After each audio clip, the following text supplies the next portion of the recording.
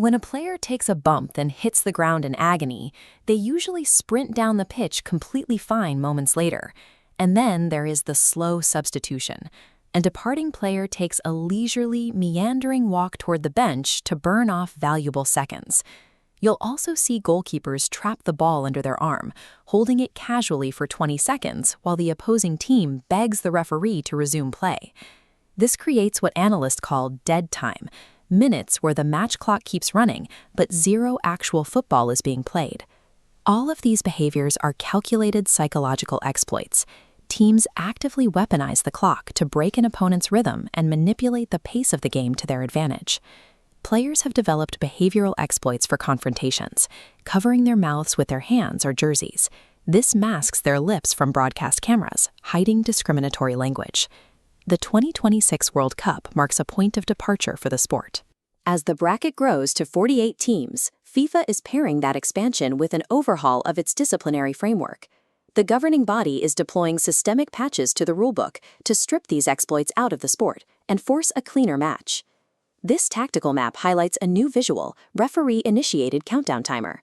Players now have exactly 5 seconds to execute a throw-in. That exact same 5-second limit applies to goal kicks. If a team fails to restart play before the countdown finishes, the referee will immediately hand possession to the opponent, or even award them a corner kick. Goalkeepers are being put on a strict timer as well. They are limited to holding the ball for a maximum of 8 seconds in open play.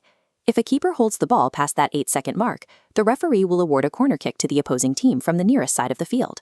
These countdowns effectively dismantle time wasting. By severely penalizing delays, teams are forced to focus on playing the ball rather than playing the clock.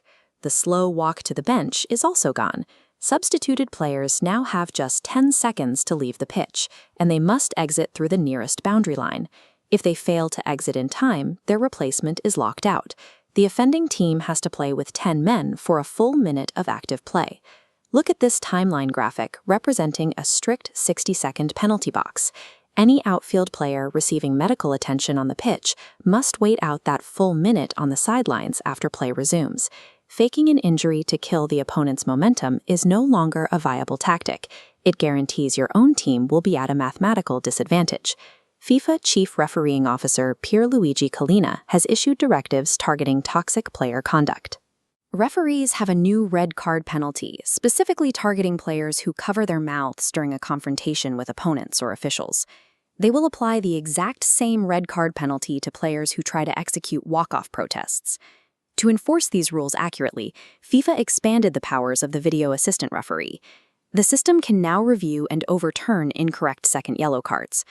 The video booth can also intervene in cases of mistaken identity and review specific fouls committed before a set piece is even taken. By combining booth-level surveillance with immediate red card authority, FIFA makes the cost of dissent too high for teams to afford.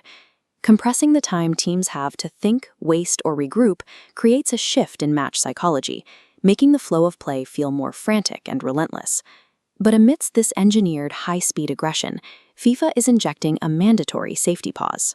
This digital match clock freezing at exactly 22 minutes illustrates a strict 3-minute hydration break, which will be enforced in the middle of each half, regardless of the weather. That scheduled 3-minute window will be the only legal time players are permitted to stop and catch their breath. When the 2026 tournament kicks off, teams will face a highly disciplined sport, stripped of its old exploits, where the only way to the trophy is to actually play the game.